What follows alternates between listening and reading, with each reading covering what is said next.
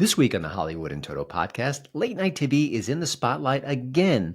And here's why that close-up is not going to matter in the long run or the short run.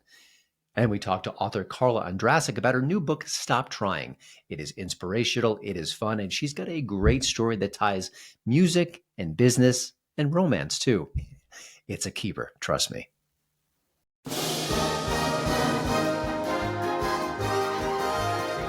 Welcome to the Hollywood and Toto Podcast. Entertainment news and reviews without the woke Hollywood narrative. Free speech, free expression. Now that's entertainment. And here's your host, award-winning film critic, Christian Toto. Well, time is running out on late night TV, at least on paper. Now, Jon Stewart's contract over at Comedy Central is going to end pretty soon. The same is happening over at ABC with Jimmy Kimmel Live and its host, Mr. Kimmel. Oh my gosh, what happens if those contracts expire? It's the end of the world. Well, not exactly. To hear the media spin it, we need these truth tellers now more than ever. If we don't have Jimmy Kimmel to protect us from the end of democracy, who knows what will happen? We need them. Their voices are essential. Without them, who knows? It could be all over. To the end of the world. Well, it's bullshit. And here's why. Late night TV is finally exposed for what it actually is. Now, listen, for years and years, we watched Johnny Carson, David Letterman, Jay Leno. These voices were apolitical for the most part. They were funny, they were sweet, and anyone could enjoy them. And that's what the late night brand has been for decades. It is an institution. And then in recent years, it's gotten more to the left and more to the left. But I think for many people, they still saw it as, well, it's late night TV. It's just a few yucks before bedtime. Sure, it can get political sometimes, but it really is just about the humor, the laughs, the interviews, and the celebrity interactions. That's what late night TV is. Well, that facade has been stripped away forever. Between the hullabaloo over Stephen Colbert's cancellation, slow motion, but it's happening, and of course the Jimmy Kimmel situation where he lied about MAGA and never apologized. Well, it really showed people, the average person, maybe some people who weren't really paying attention, what this format is all about. It's not entertainment. It's not laughter. It's not entertainment. It's propaganda, plain and simple. Stop lecturing me, please. The mask is off. This institution has been permanently changed, and people get it. Maybe not in the past, but they do see it now.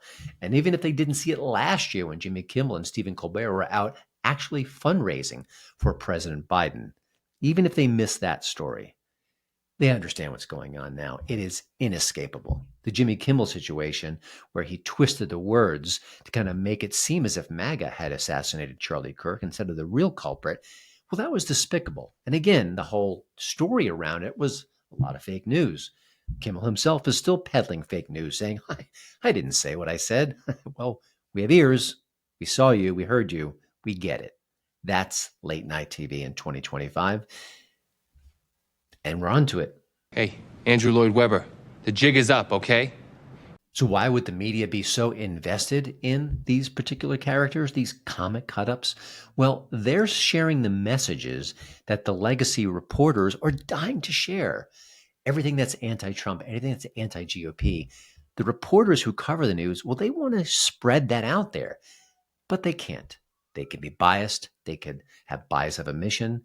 They could be cartoonishly one-sided, but they can't outright say Orange Man bad or Trump is Hitler or some other nonsense.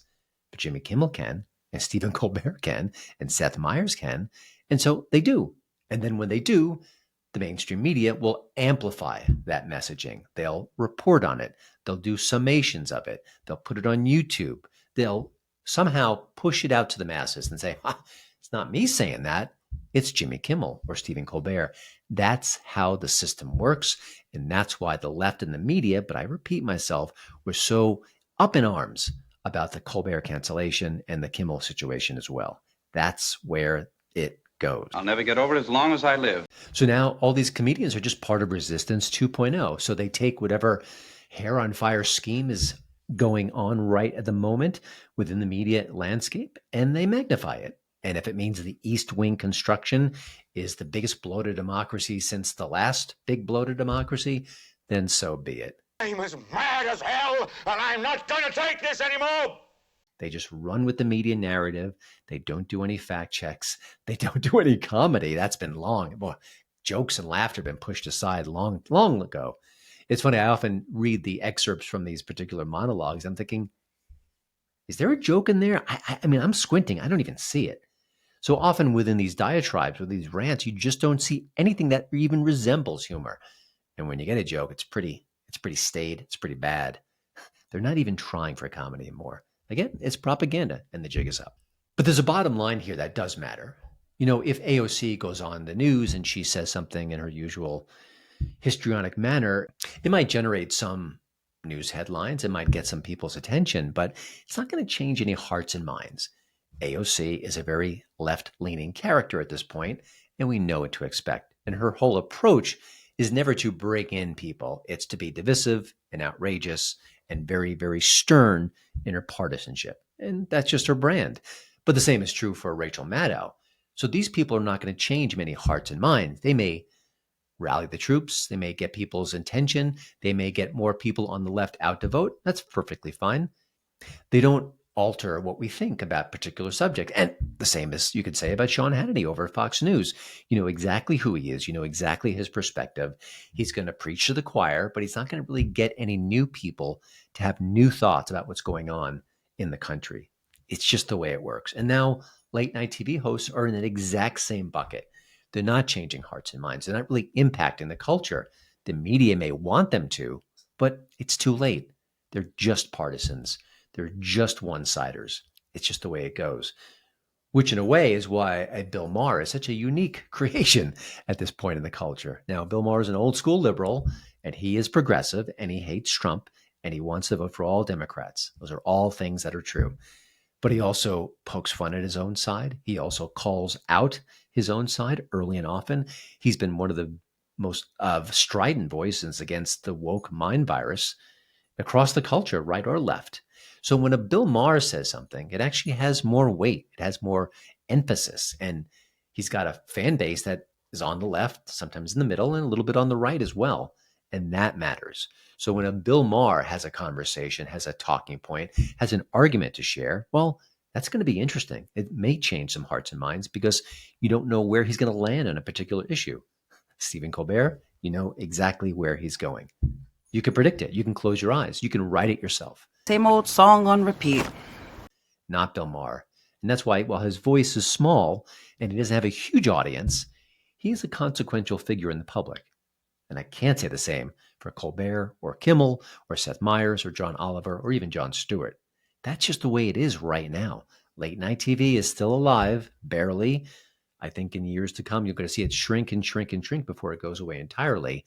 But right now, they're just not changing hearts and minds. They're not really having a cultural impact.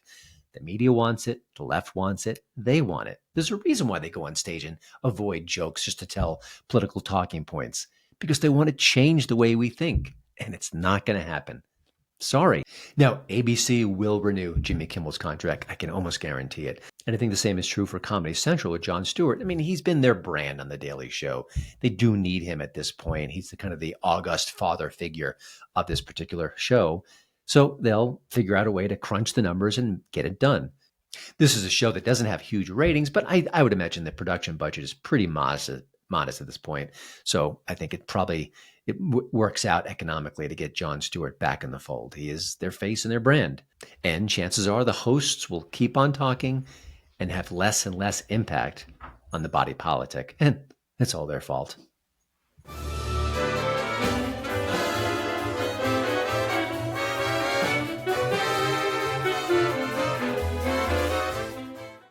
For Carla Ondrasik, it was love at first sound.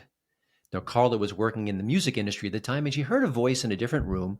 It sounded quite beautiful. And she thought, my gosh, wouldn't you love to sign that artist? He sounds amazing. Of course, she got to know the artist. She signed the artist. And after that, they fell in love. That's Carla and her husband, Five for Fighting's John Ondrasik. He was on the show just a few weeks ago. Now, they've been married for a while now, which is an accomplishment unto itself, just because staying married in the music industry, that's not easy. I think more than a few marriages have been broken up by that particular field. Just the way it goes. It's like Hollywood. Now, Carla, I imagine, could have written a book about relationships and how to stay married in tough times or in a really challenging industry, but she did something a little bit better. She wrote a self-help book that applies to just about everybody. It's called Stop Trying, the life-transforming power of trying less and doing more. And it's applicable for entrepreneurs or content creators or young people just entering the workforce or just about anyone. I mean, it is a self-help book that just touches all the corners about work, about relationships, about business, about everything. Stop trying and do more. It's a great, simple message, which she elaborates in great detail in the book, obviously. And of course, she entered a field that she had little knowledge of initially. She wasn't studying to become a part of the music industry, but she just made it happen. And that's part of the reason why I wanted to have her on the show. This isn't a typical interview for the Hollywood and Toto podcast, but I think Carla's message is so profound and so important. I thought, why not have her on the show? This is a great piece of information to share with people. Again, I think even for people who are college graduates. And you can also visit stop-trying.com right now to buy the book and also get a free gift. Carla's going to explain more about that in a minute. So I hope you enjoyed my conversation with author Carla Ondrasik. Stop Trying is the book. And if you take her message to heart, I think your life will be a little bit better, if not a lot better. Well, Carla, thanks for joining the show. Now, you've been in the music industry, you've been a motivational speaker. This kind of book seems like the logical next step, but I know that books are complicated. It's a big project. You don't know if this is something you could tackle, all the things that come with it. What was the spark that made Stop Trying possible? Oh my gosh. Well, when I had the intention to share this message, I did not know what form it would be in. Mhm. And I was putting it off. I mean, I had a huge career, raised our kids. I travel with my husband, Mhm. and it just kept coming. The opportunity kept coming to me. I'd meet somebody, they'd say, Carla, I love your idea. You've got to meet this agent. And then finally, it was the right agent at the right time. And I said, you know what? If I don't do it now, it's never going to happen. I don't want to regret not writing this book because I didn't know what I was doing. I had never done it before. I've been in a learning curve for 2 years, but I really finally decided if I have to do this before my life is over or I will regret it. And there was just the time is now. The universe set it up for me. It was the right people. And I'm just so happy. And here it is. That's right. You know, the story of how you got into the music industry, you basically just decided to join, you heard an artist. Can you just share that story? Because it's so applicable to every part of life, every business. It's just sort of saying, I have this idea. I don't know how to enter this field, but I'm just going to enter this field. Just real quickly, I just love that story. Yeah, I love telling it. So I was dating a guy and he was working 9 to 5 and then he'd come home and would write songs. He had a little at-home studio. And I happened to be at a workshop and I met someone who said, oh yeah, I have a song on the radio. And it was from The Greatest American Hero, a big TV show.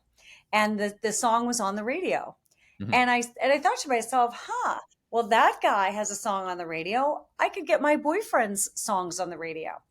And I just bought a book called The Songwriter's Market.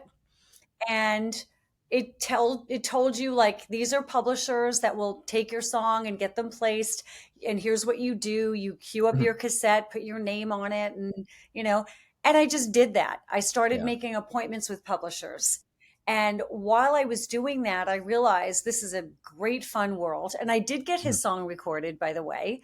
It was with an international, on my first day of meetings, publisher said, oh my gosh, I love this song. And it was recorded in like 5 different languages. And then I wanted to do that. So I had a great job. I was working for an aviation company. I mean, I was very young. I had a huge position within that company. But I started advertising for songs in magazines. So people all over the country would send me their songs. I just became a publisher. I just started doing it and learning. And then I got a job as a secretary, then a better job and moved all the way up. You know, I imagine in a perfect world, if you could take a time machine go into the present, buy, stop trying, and then go back and use that throughout your career, it certainly would be helpful. But I also think every step of the way, you were kind of building these steps that made the book possible, that you kind of self-taught yourself in a way. Talk about those early years and some of the early lessons, which are now reflected in the book. So I was raised in New York on Long Island. My father was a gambler. So that says a lot right there. We were put in challenging situations, and sometimes it was sink or swim. Like, here you are, there's no trying. Like, when you're thrown into the deep end of the ocean, you're not going to try to survive. You are going to do everything you can. And it was kind of scary sometimes. And, that's where it was ingrained in me, that this mindset of I'm going to be and do the best I can, and I'm going to make this situation work for me, started when I was very young. And then I just employed it. I was in college at 16. I was on my own. I had no money from family. I had to work. I had to pay my bills. I had to buy a car. You just start doing. There's no hesitation. There's no excuses of why you can't. There's nobody to blame. It's just, this is what it is. That's how I was raised. I was not afforded the luxury of, I think trying is a luxury. It's something we can hide behind. And that was the beginning of this for me, it's who I am. And I've used it in everything I've done. There's a key part of the book, a whole chapter about fear. And, I cover more movies and TV, and I talk about how fear just controls the industry. Fear of getting older, fear of losing jobs, fear of your movie not making enough money, fear of kind of losing cachet within the industry.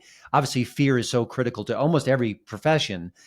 Talk a little bit about sort of conquering those fears, because I think that's, again, something that's applicable across whatever industry you're in. There's fear.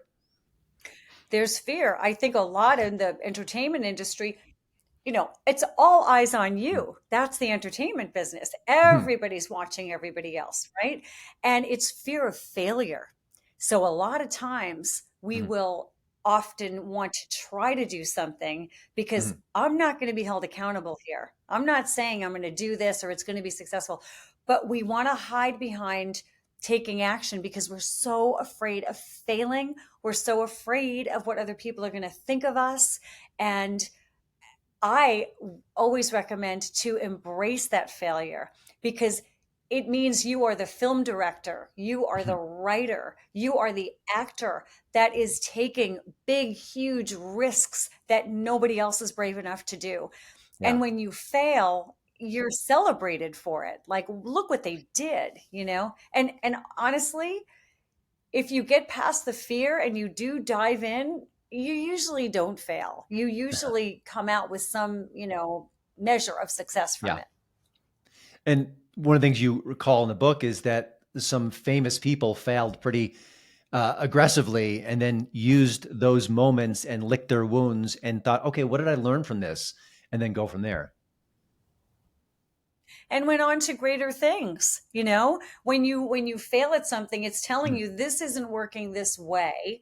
And then you pivot and it goes on to something that, oh my gosh, had I let fear keep me from even doing something, I wouldn't have got to this point. And look what I uncovered, this incredible, maybe the writer who's written a script that, actually, I'm going to back up for a minute. Even as an author, I started writing a book, and it was probably more about the power of writing our words down. I thought that it was when you get your words out of your head and put them down onto paper, they become tangible. And that's what makes it happen. That's what makes it materialize, was getting it out of here, writing it down, putting it out into the world in a tangible form. So while I was writing that, it was something within that book that became this bigger. Okay. That book wouldn't have worked, but I had in there, it's the words we use when we write those intentions down. Never trying, wishing, hoping, but it's writing, being, having, and doing. When you write your intentions down, it's I'm doing this, I'm having this is who I am. And I took that little nugget out of that book, that might have failed, but it brought me to this. Yeah. So you have to get in there and conquer all the fear of failure, because you never know what you're going to discover inside when you pivot. When you look at the artists you've worked with over the years, was, I went to art school, I met artists. Sometimes artists are great and they're talented, but their business acumen can be less than applicable here, or they just suffer in that area. Their skills are elsewhere. Did you find that the artists who were successful and had great sustained careers, in a way, echoed some of the themes of your book, that they kind of understood not just to write a great song or have a beautiful voice, but they knew that other part of it as well, and maybe that all those things combined made them so successful?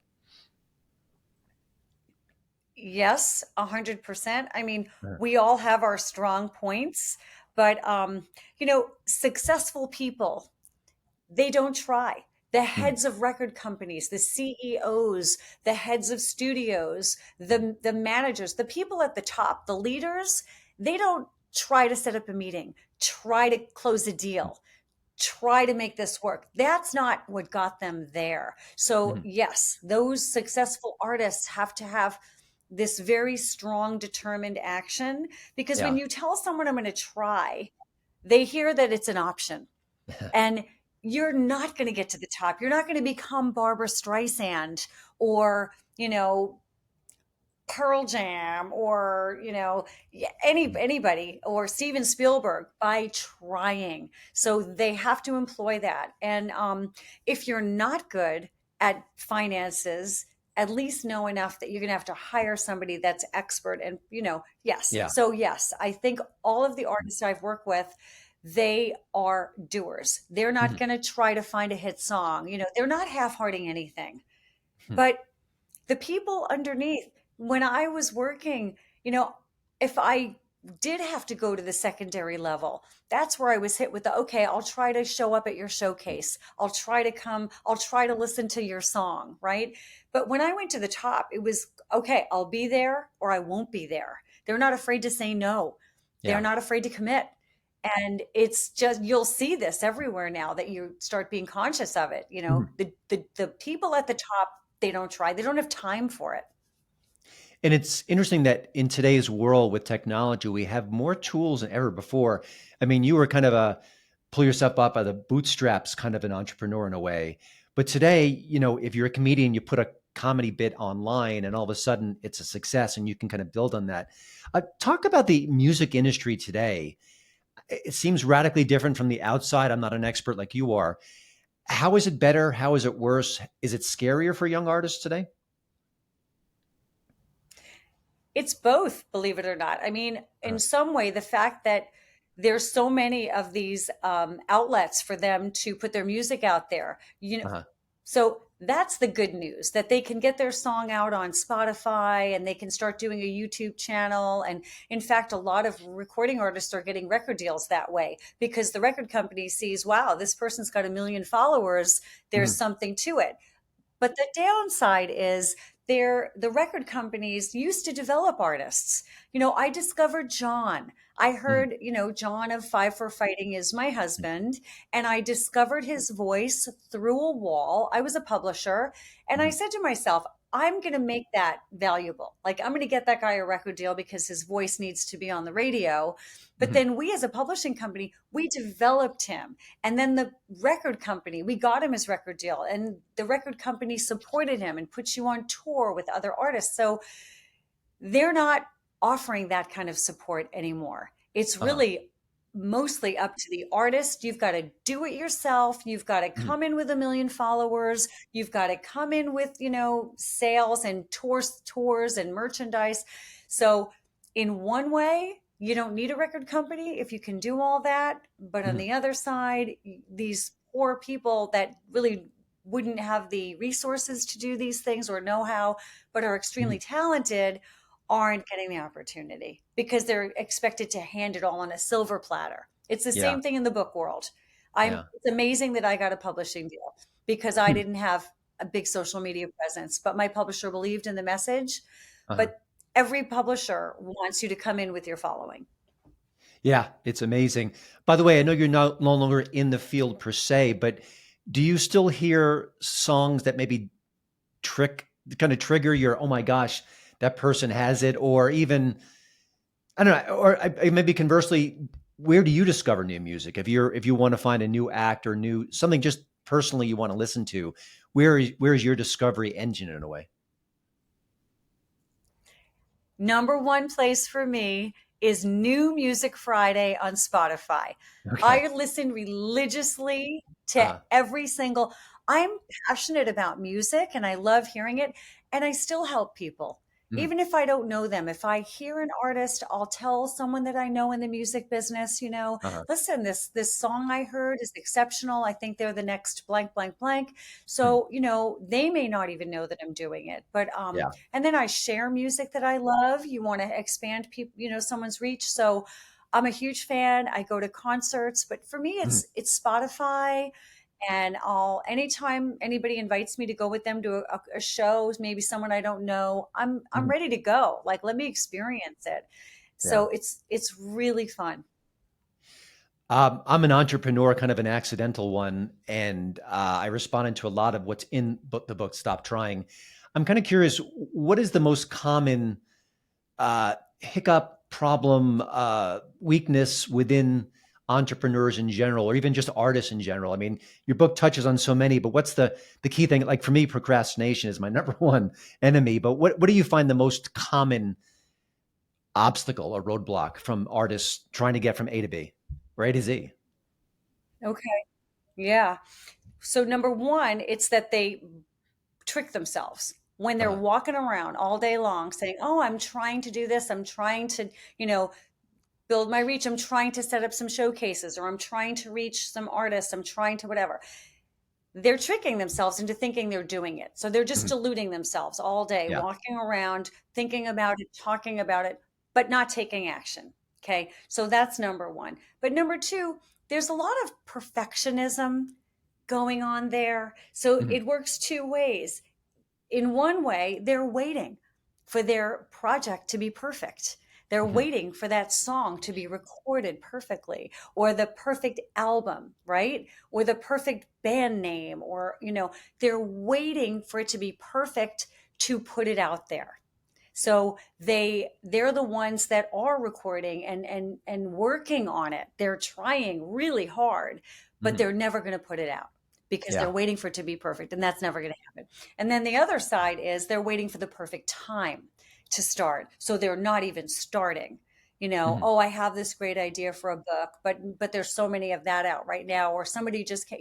So perfectionism, I think, is a really, really, really big one mhm, for a lot of people. Creative people, they can't help it. That's part of the creative process. You are so insecure putting something out there to begin with. So that's where perfectionism would creep in, and I think would really hinder a lot of people from just putting it out there. There's no mhm, perfect time. Just let it fail, because you may succeed. Somebody may mhm, love what you have at this stage. And yeah. if you fail, then you're going to go, wow, okay, that wasn't the right song, but maybe this one is. So you're going to keep Yeah. going, but you have to begin.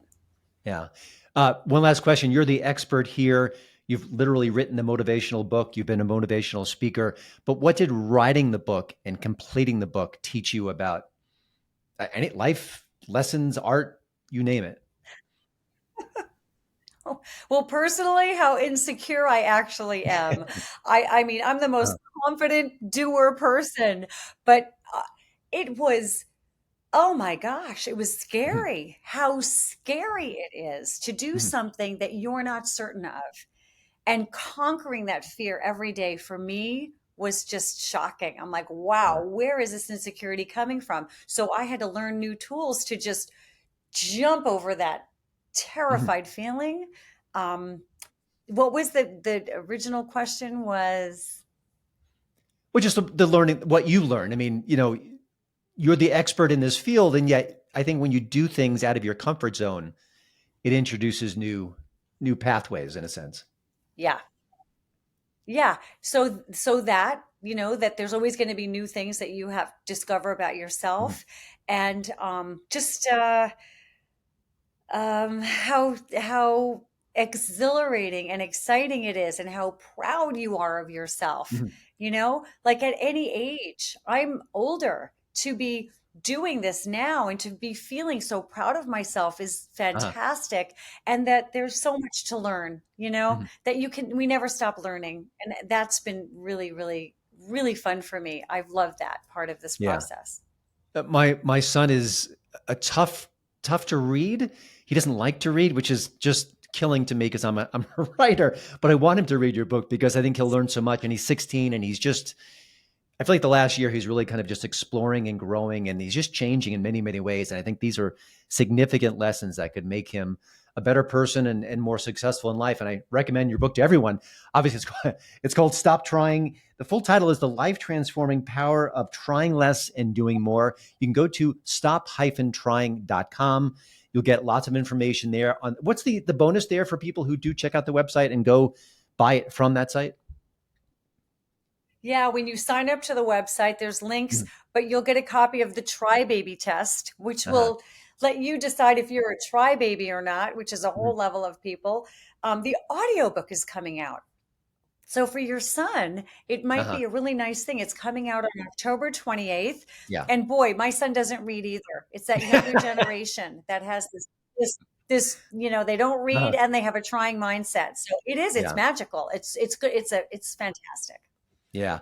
Well, again, if you don't get it there, you go to Amazon.com. I think the stop-trying is the best way to do it. But no matter how you get it, Yep. do check out Stop Trying.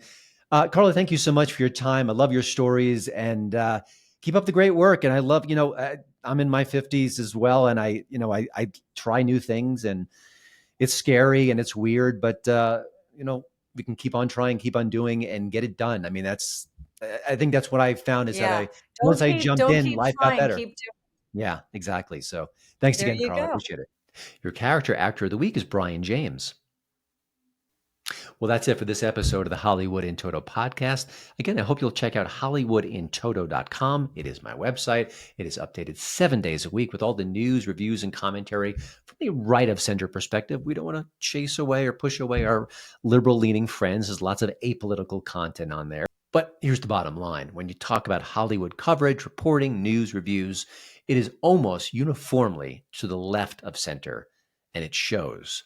And that's why this podcast and that particular website exists. Of course, we're now in our 11th year of hollywoodintoto.com. Do check it out. I hope everyone has a wonderful week. Doctor's orders.